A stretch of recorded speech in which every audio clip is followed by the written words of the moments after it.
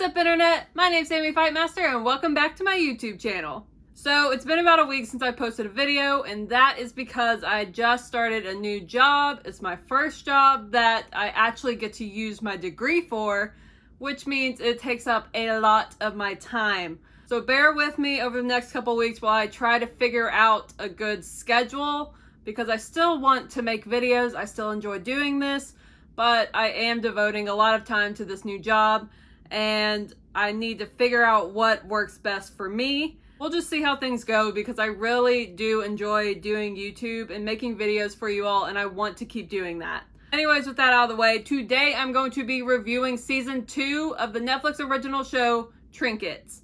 Now, the premise of the show was different. This show originally premiered back in June of 2019, and it is about a group of girls that have a shoplifting problem. They all met in a mandated Shoplifters Anonymous group, and they just kind of grew their relationship from there.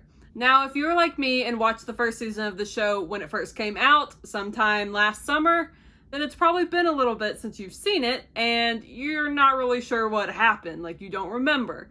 Because that is exactly how I was. I started watching the first episode of this season and I was very confused because I forgot everything that happened last season. But do not worry, because Netflix does have a recap for you. If you go to the Trinkets page on Netflix, I believe it's under like the trailers tab, there is a season 1 recap. However, that left me with a few more questions. It jogged a little bit of memory, but not everything.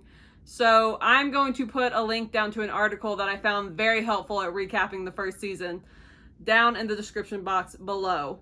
For me, it's important for you to remember what happened at the end of last season, and it's really only important for like the first 2 episodes, and then this season kind of takes a life of its own and it doesn't really matter what happened last season. Now, that being said, before I get into talking a little bit about the plot of this season, I am going to have to talk about the end of last season. So if you have not seen the end of Season 1 of Trinkets and you do not want to be spoiled, don't watch this video right now. Go finish that season, and then once you've done that, come back here and watch this video. So Season 2 of Trinkets kind of picks up about a day after Season 1 ended, and it kind of starts to show how the girls are dealing with some of the fallout from their choices at the end of Season 1. So at the end of last season, Elodie's dad was going to ship her off to a rehab facility, and so she decided to join Sabine on her tour, and that is where she starts off this season. And at the end of last season, Mo lost her internship in South Korea, so that's really hitting her hard, and that's where she's at the beginning of this season. Then we've got Tabitha, whose life is just kind of crumbling right now with everything going on in her family. She stole her ex-boyfriend's car. That comes back to be a factor at the beginning of this season as well. So the first half of this season mainly deals with how the girls deal with the fallout from everything that happened at the end of Season 1. The rest of the season kind of deals with how the girls change their image. Everything that they did is known throughout the school. Like, everybody knows what happened. And so that kind of hurts their reputations. Not really Elodie's, because she was a misfit anyways and nobody really cared. But Tabitha and Mo have some reputation to repair. So that's also another thing that happens a lot this season, is showing how the girls are starting to kind of take back that narrative of how people are choosing to see them. I think a good way to explain just the whole series of Trinkets is there's 2 seasons. Season 1 kind of sets up the what, which is like they are shoplifters, they're in this group, and then because of all of that and their past, here's a big problem that happens, and that's where you leave off. And then Season 2 is kind of the how they deal with everything. So that's kind of just what happens throughout this entire show.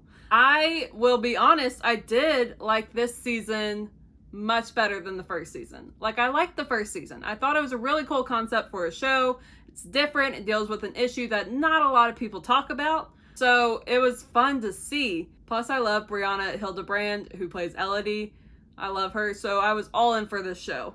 But this season, it felt like we just got to go deeper into who these characters really are, how did they end up this way, and just how complicated these girls are. And I really liked that. We just got to see more about them. I feel like the first season we dealt a whole lot with the issues surrounding them, and this season deals with the actual girls, Elodie, Mo, and Tabitha. I also found this season's plot to be much more meaningful and heartfelt. Like, it just felt like the issues that they touched on, I personally could connect to more than in the first season. It's like, I personally do not connect to the shoplifting storyline. So the things that they dealt with in this season were definitely more things that I feel like more viewers can see themselves in and just take in better, if that makes sense. We did get to see a lot more of Elodie's past, and especially time with her mom, because as we learned in season 1, she ended up living with her dad because her mom passed away suddenly in a car accident, and that really affected Elodie's new path in life. So we did get to learn more about why she started shoplifting, which was good to see. We got to see a new level of depth to her, and I really enjoyed that. On a fun note, we did get to see all of the main girls interact with different romantic partners. Like, we got to see some of the old ones from season 1, but there are also a few new ones in this season that it was really fun to see, because every partner that these girls are with kind of brings out a new side to them, and it's really fun to see that. This season, though, Elodie, she's such a misfit and she's so awkward. Like, there were times where I had like secondhand embarrassment from her because she is the most awkward human on the planet, and I just love her to death. She was probably my favorite character just because I personally can connect to her more, just because she's so awkward and I'm also a very awkward human.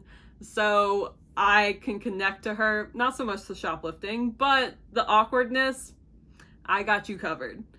I really liked the ending to this season, which is also the ending to the series. There will not be a third season. This is it. So the end of this season had to wrap everything up, and I think it did that very, very well. It really makes you feel like the show was complete at that ending, and it felt like everything got tied up really nicely, and I wasn't really left with any questions. But also, with that being said, since it was the last season, I did feel like some parts of this season were a little rushed. The time length that they're dealing with in these 10 episodes is pretty much like the whole fall semester of school. And there were just some things that felt like we didn't get to dive into as much, like that we maybe would have if there was going to be another season. But I think they knew from the beginning that this was going to be it, and they just wanted to make sure that they were able to keep to the timeline and get to that nice ending. But they did have to skip over some few things that could have gone into a little bit more detail. The acting was phenomenal in this show. I really like all of the actresses that play the main characters. Playing Elodie is Brianna Hildebrand, who I first saw in The First Girl I Loved. She's also in Deadpool. And I really like that Elodie is queer in this show. That was made very clear from the beginning of season 1. But also, Brianna is a queer actress. And I always love it when queer people play queer characters. I really like that. Also playing Mo, we have Kiana Madeira, who I just love. I love Mo's character, and I think that she played her very well. Mo is a very complex person, and I think Kiana did a very good job as portraying her. And then we have Tabitha, who is played by Quintessa Swindell. And I think also, all these characters are complicated. Tabitha had a lot to deal with. She had a lot going on in the last 2 seasons, and I think that Quintessa did a very good job of playing her. Now, with all of that being said, I'm going to give this season 4 stars, because like I said, overall, I really, really liked it. Great ending. I could get more into this story that they were telling during this season, but some of it did feel rushed because it is the last season and there was so much that they wanted to get done. If you haven't seen the show at all, I definitely suggest watching it. If you saw season 1 and didn't know if you wanted to see season 2, watch season 2. It's better in my opinion than season 1. It is streaming now on Netflix, 10 episodes that are all around 30 minutes, so it doesn't take long to watch. It's a very, very easy show to watch. Like, it's just a good show to have on. So definitely go check it out. If you've seen season 2, let me know your thoughts on it down below.